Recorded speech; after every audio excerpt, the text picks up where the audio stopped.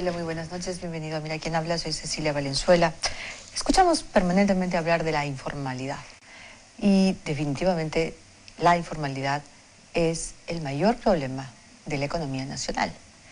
La mayoría de las pequeñas empresas en el país son informales y a veces uno termina coincidiendo con que no les queda alternativa. La Asociación de Exportadores, ADEX, a través de su presidente Gastón Pacheco, se pregunta por qué es tan difícil para las MIPES formalizarse y tiene no solo respuestas, también propuestas para acercar a estos peruanos emprendedores a la formalidad y al Estado. Gastón Pacheco está con nosotros esta noche. Bienvenido, Gastón. Gracias por estar aquí. Es un gran gusto. Ustedes se preguntan insistentemente por qué es tan difícil. ¿Por qué es tan difícil para los pequeños emprendedores, para los pequeños empresarios formalizarse? Porque el Estado ha construido una muralla alrededor de la legalidad. Para la inmensa mayoría de peruanos es imposible cumplir con todas las normas, los requisitos, los trámites que impone el Estado para desarrollar actividades. Y eso hace que las personas tengan que desenvolverse en la ilegalidad. Le hemos puesto un nombre elegante a esa ilegalidad, que es informalidad, pero en el fondo estamos tolerando que enormes sectores de la población vivan al margen de la ley. Y cuando eso ocurre también que las instituciones se deterioran, la efectividad de la acción del Estado se viene abajo y se alimenta actividades ilícitas, corrupción, narcotráfico, minería ilegal, que son justamente las expresiones que vemos ahora mayoritariamente en nuestra sociedad. Contrabando. Contrabando son 4.000 millones de soles al año que se pierden en actividades que son claramente ilícitas, que deprimen la actividad y las posibilidades de desarrollo de la industria nacional. El narcotráfico son 14.500 millones de soles, que además entran a la economía y adoptan formas legales a través del lavado de activos. Y todo eso está ocurriendo crecientemente en la sociedad peruana. Eso es lo que a nosotros nos preocupa, porque esa cadena igual repercute en las exportaciones. No se puede desarrollar asociatividad en el Perú porque cuando uno comienza a buscar hacia atrás proveedores, rápidamente se acaban y llega la informalidad. Vamos a explicarle a nuestro público qué significa asociatividad. ¿Cómo se convierte eso en personas, en seres humanos? Claro, cuando uno quiere exportar un bien, normalmente lo que en cualquier otro país ocurre es que busca proveedores locales que le van dando partes del producto que finalmente se exporta. Esas producciones locales son las que alimentan la exportación. En el Perú eso no ocurre porque la mayoría de esas producciones se dan en la informalidad, se dan en la ilegalidad. Y cuando uno exporta necesita asegurar que toda su cadena sea legítima, sea legal. Entonces el exportador tiene muy pocas alternativas para construir productos con valor agregado. Por eso es que las actividades de exportación con valor agregado no crecen en el Perú, están estancadas desde hace años. O sea, no solo son muy costosas, sino casi a veces imposibles. No hay lugares donde no se puede... Exacto. Y el Perú tiene enormes posibilidades agrícolas, mineras, industriales, pero no las podemos aprovechar porque no se está desarrollando esa capacidad empresarial. La que se da al margen de la ley. Es cierto, hay una enorme capacidad, ¿verdad?, para crecer y sobrevivir y ganarle a la adversidad, pero es al margen de la ley. Es cierto, también le hemos llamado de manera eufemística informalidad. Pero, ¿cómo hacer? Porque lo venimos, digamos, el diagnóstico lo venimos escuchando ya hace muchos años. Escuchamos, por ejemplo, ministros de Trabajo, no solo sino varios de los anteriores ministros de Trabajo, refiriéndose a un sector minoritario de los trabajadores del país, como los únicos trabajadores del país. Y estamos viviendo en la mentira, porque la gran mayoría de trabajadores no tiene ningún derecho y ningún canal para solicitarlo. Exacto. Efectivamente se ha construido esta imagen de que hay una serie de beneficios que tienen los trabajadores. Sin embargo, esos beneficios, como tú bien dices, alcanzan solo a 1 de cada 4. Entonces, los otros 3 no tienen ninguno de esos beneficios. Lo que es peor, 3 de cada 4 peruanos en edad de trabajar no tienen derecho a enfermarse, no tienen derecho a descansar, no van a tener una jubilación. Y todo eso ocurre mientras 1 de cada 4 sí tiene esas posibilidades. Si la relación fuera al revés uno podría decir, bueno, apostemos porque el sistema funcione y abarque a ese pobre trabajador que no tiene acceso. Pero cuando vemos que el sistema no acoge a 3 de cada 4, quiere decir que el sistema es el que no funciona. No hay posibilidad de que este sistema permita albergar a 4 de cada 4 trabajadores, porque las empresas no tienen la capacidad económica para solventar los beneficios sociales que todos quisieran que tengan. Entonces, de lo que se trata es de hacer que valga la realidad. La realidad es que las empresas no lo pueden pagar, que el Estado dé leyes, como ha venido haciendo, tratando de imponerle a las empresas que lo hagan, lo único que ha conducido es a marginar a las empresas en la informalidad. Y al hacerlo, hace que las empresas se vuelvan pequeñas, no crezcan y por tanto den menos empleo. Entonces es un círculo perverso que tenemos que romper. La propuesta que nosotros hacemos por eso es una propuesta integral. No basta con hacer una medida u otra. En el Perú se han ensayado diversos regímenes laborales, además del régimen general. Claro, regímenes alternativos, ¿no es cierto? Para las medianas empresas. Y sin embargo, la conclusión es que ninguno de estos regímenes ha funcionado, ha resuelto el problema. Entonces dicen, ¿por qué ahora funcionaría uno? Y efectivamente, si solamente se toma una medida laboral, no vamos a lograr los resultados que necesitamos. Se necesita tomar un conjunto de medidas tributarias y laborales. Creemos que ahí está el nudo gordiano de la informalidad. También, y esto felizmente ya el gobierno de alguna manera lo ha incorporado a esa agenda, está todo el tema de la tramitología, los permisos y la burocracia. Por lo menos a nivel de diagnóstico el gobierno reconoce que ahí hay un problema y esperemos que efectivamente las acciones que tome sean efectivas para reducir esa parte del problema. Hay otras causas seguramente sociológicas, culturales, pero que bueno, para efectos prácticos lo que nosotros necesitamos es tomar medidas inmediatas que comiencen a tener un efecto positivo y de esa manera estimular el crecimiento empresarial, la disminución de la informalidad y de esa forma generar beneficios laborales para todos los peruanos. ¿Qué propuestas en el campo tributario? En el campo tributario nosotros nos hemos enfocado en 2 grupos de impuestos. El más importante creemos es el IGB y ahí estamos planteando 2 medidas muy importantes. Una es cambiar las exoneraciones que existen al IGB por un sistema de tasa cero. ¿Qué significa esto? Por ejemplo, un productor agrario produce papa en su chacra y la quiere vender en el mercado. Tiene que contratar un camión y llevarla al mercado para venderla. Cuando contrata el camión teóricamente le debería cobrar un IGB por el flete del transporte. Pero cuando este productor de papa vende su papa en el mercado, no cobra IGB, porque la papa está exonerada. Entonces, él asume el costo del IGB. Entonces, esa exoneración que da el gobierno, el costo de esa exoneración no la asume el Estado, la está asumiendo el productor. Entonces, ¿cuál es el incentivo que le estamos dando al productor? Convence al transportista de que no me dé factura para no pagar ese IGB, porque ese IGB es parte del costo y no lo voy a recuperar. Estamos volviendo ingenioso para burlar la ley. Malo. Entonces, las exoneraciones están contribuyendo, es un elemento permanente de incentivo a la informalidad. Lo que nosotros planteamos es que se conviertan en tasa cero. El efecto para el consumidor va a ser el mismo. La papa no va a subir de precio. Pero ahora el productor de la papa le va a pedir al transportista la factura porque va a poder recuperar el IGB que haya pagado del transporte y de cualquier otra actividad que haya realizado internamente. Entonces, los mismos empresarios, los mismos productores se vuelven agentes recaudadores, sin necesidad de percepciones, retenciones y demás mecanismos tortuosos que nos está imponiendo la SUNAT. Simplemente es un tema de incentivos. La segunda medida importante que planteamos es la reducción paulatina del IGB. Nosotros hemos planteado 2 puntos por año. Esta medida es importante por varias razones. Primero, porque el IGB es un impuesto ciego, es un impuesto que afecta proporcionalmente a los más pobres.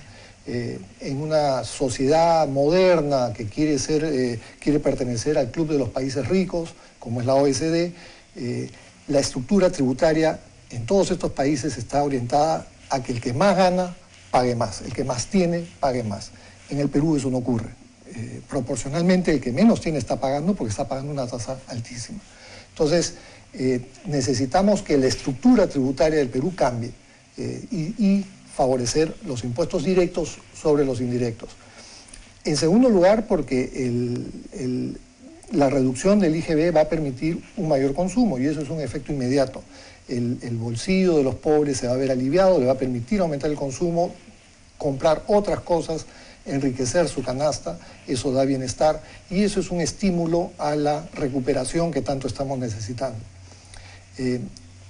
Cualquier medida dirigida a reducir el impacto en el bolsillo del consumidor va a tener un efecto favorable. Fortalecería además el mercado interno. Exacto. Y un tercer aspecto importante es que la verdad es que en este momento el Estado, el gobierno, tiene una capacidad de gasto muy limitada. Todas estas denuncias de corrupción que se han dado, los sucesivos cambios de gabinete, hacen que las autoridades locales y regionales tengan mucho temor al gasto. Entonces, si el gobierno insiste en gastar para de esa manera reactivar la economía, lo que va a terminar haciendo es promoviendo gasto ineficiente o mayor corrupción. Entonces creemos que en lugar de ir por ese camino que tiene más riesgos y que demostradamente en el pasado es menos eficiente, preferimos que devuelva ese dinero a los ciudadanos para que sea un incentivo también hacia la formalización. Mientras más alto el IGB, es como cuando los países comercian y hay aranceles, claro. El IGB termina siendo un arancel entre los formales y los informales. Interno. Por eso nosotros hemos planteado y decimos que esta propuesta es equivalente a un TLC interno. Tenemos que darnos la mano entre el Perú formal y el informal, tenemos que acercarnos para que efectivamente seamos un solo país. Estupendo. Y en términos laborales, señor Pacheco, ¿qué propuestas? La propuesta nuestra es que el régimen general que tenemos actualmente no ha dado resultados. Solo 1 de cada 4 trabajadores tiene acceso a los beneficios que promueve el régimen general. Y dentro de los regímenes que existen, vemos que el más efectivo, el que mejores resultados ha dado, ha sido el del régimen agrario. Aquí se ha generado una rápida formalización de los trabajadores, se le ha dado acceso a más de 500.000 de trabajadores al seguro social, tienen ahora acceso a su pensión, tienen gratificaciones. Sobre la base de ese régimen nosotros estamos planteando generalizarlo. Ha habido ahí una desinformación de cierta gente que ha entendido que esto significa que van a perder sus vacaciones, que van a perder los derechos que tienen. Nosotros lo que estamos planteando es que los que tienen el régimen general actual se quedan en ese régimen. Los nuevos trabajadores empezarían con un sistema distinto. Entonces, no se tocan los derechos adquiridos de los trabajadores actuales, sí se le permite a los que no tienen ningún derecho empezar a tener acceso a beneficios laborales. ¿Por qué no se puede negociar con el empleador?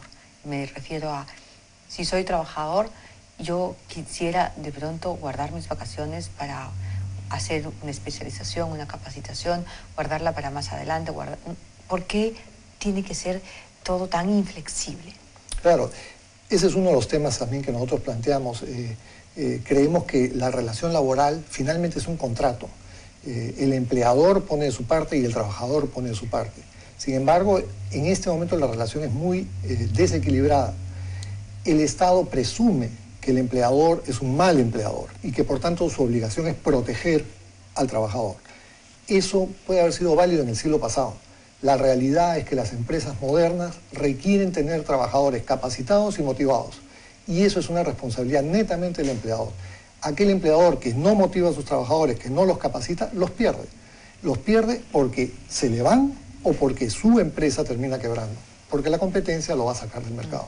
Entonces, no reconocer la realidad, la dinámica del capitalismo actual es cerrar los ojos, es mirar el pasado y es condenar a 3 de cada 4 trabajadores a no tener ningún beneficio. Peor ahora que nuestro crecimiento se ha confirmado como mediocre, ¿no? Exacto. Hoy mismo el ministro Segura estuvo en el Congreso y dijo lo siguiente: vamos a crecer 3,5% o un poquito menos este año. Sí. ¿Qué significa eso para la economía, para los exportadores? Y sabemos que cuando las autoridades dan cifras suelen pecar de optimistas porque finalmente ese es el rol que les corresponde, quieren generar expectativas positivas. Las estimaciones que hacen muchos analistas económicos es que estamos entre 2 y 3% de crecimiento. Yo he escuchado algunas críticas que dicen que medidas tan radicales como estas no se pueden adoptar al final de un gobierno. Y yo creo que eso es un error por varias razones. Primero, porque un gobierno es elegido por 5 años y tiene la obligación de trabajar por su país hasta el último día. No puede simplemente porque faltan 2 años bajar la guardia y pretender que poniendo neutro vamos a llegar bien. No estamos en la situación en que poniendo neutro vamos a llegar bien. Estamos justamente en el punto de inflexión y es el momento en que se requieren tomar medidas profundas, medidas que efectivamente toquen lo que ha venido fallando durante décadas en el país, que es el tema de la legalidad, que no funciona tal como está planteada por los políticos. La otra razón es que justamente una medida de este tipo se puede tomar cuando un país viene creciendo. Venimos de una etapa de crecimiento récord histórica. Quiere decir que estamos en el mejor momento de bienestar y de bonanza. Este es el momento de tomar las medidas antes de que eso cambie. Si esperamos, en cambio, a que se frene la economía, que comience a caer el empleo, que disminuya los beneficios que hemos logrado hasta ahora, ahí será imposible tomar medidas. Que se agudice la desaceleración. Pareciera que estamos esperando eso. Entonces, este es el momento. No es que estemos tarde, no es que es un gobierno de salida. Esos son argumentos que no vienen al caso. Yo creo que es obligación del gobierno. Y es más, para que esto tenga éxito y para que el gobierno realmente termine su mandato con una nota probatoria, yo siento que está obligado a tomar estas medidas y que sea el propio presidente de la República el que lidere el esfuerzo. Esto requiere de un liderazgo, porque efectivamente las medidas tienen que ser explicadas, tienen que ser entendidas, y la gente, yo estoy seguro que 3 de cada 4 lo van a adoptar rápidamente. El problema es que 1 de cada 4 cree que le van a afectar sus beneficios y entonces rechaza las medidas. Hay que explicar que esto no es así. Claro.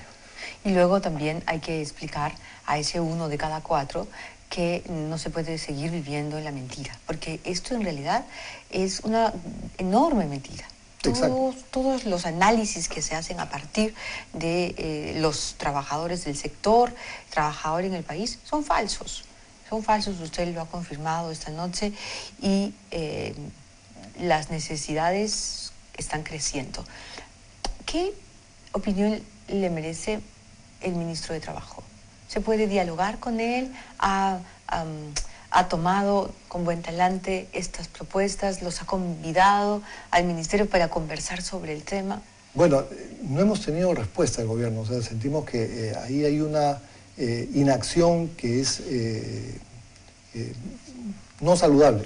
Nosotros podemos entender que discrepen con las medidas, pero creo que lo que corresponde es sentarnos en una mesa y dialogar. No pretendemos que lo que hemos puesto para debate sea la solución y que no pueda ser mejorada. Ojalá sea mejorable, pero necesitamos justamente enriquecer la propuesta a través del diálogo y a través de contrapropuestas. Pero si lo que hay es silencio, entonces no es como si esperaran a ver que pase el mal momento, ¿no? Hay alguien acá que está fastidiando, bueno, ya se aburrirá, ya se cansará y se irá. Nosotros no vamos a bajar la guardia, vamos a seguir insistiendo en este tema porque creemos que es crucial, no solo para las exportaciones, que es el tema que más nos preocupa, obviamente, sino también como peruanos. Lo que está de por medio es la viabilidad social del país. O sea, si seguimos tolerando la informalidad, la ilegalidad, no tenemos espacio en un Estado de Derecho. No vamos a poder progresar como nación. ¿Qué pasa con la sierra? Yo entiendo, con la selva, claramente. Entiendo que hay un problema de conectividad, no hay carreteras, no hay infraestructura, pero hay capacidades extraordinarias para productos que podrían ser muy bien cotizados en el extranjero.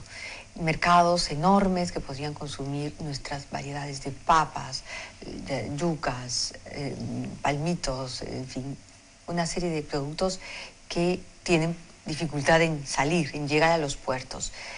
Sin embargo, no hay una gran inversión en la sierra y en la selva para exportación o proexportación. ¿Por qué? ¿Cuáles son las dificultades? Yo te puedo comentar el caso de forestales. Es realmente patético. Chile, con la 4ª parte de área de bosques, exporta 20 veces más que nosotros.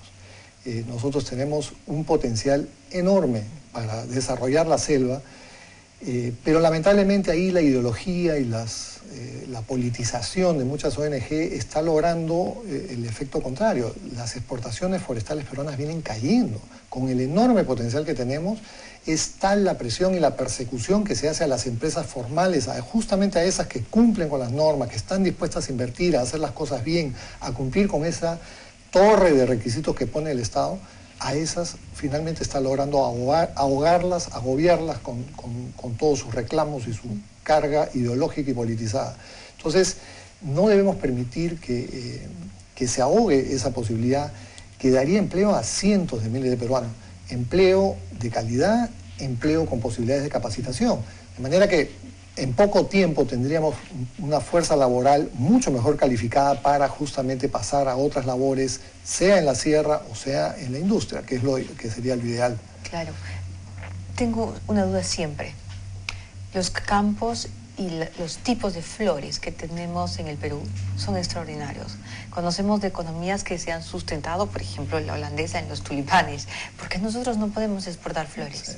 Yo me pregunto lo mismo. A mí, exportamos flores, tenemos algunas empresas poquísimas. Realmente no estamos aprovechando ni la 10ª parte del potencial que tenemos con los microclimas en todos los Andes peruanos.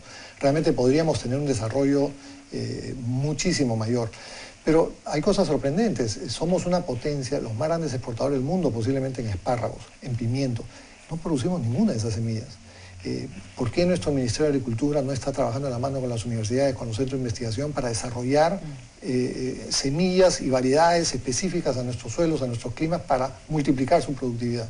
Seguimos importando las semillas de Holanda y de otros países que invierten en tecnología. Entonces, efectivamente hay mucho por hacer.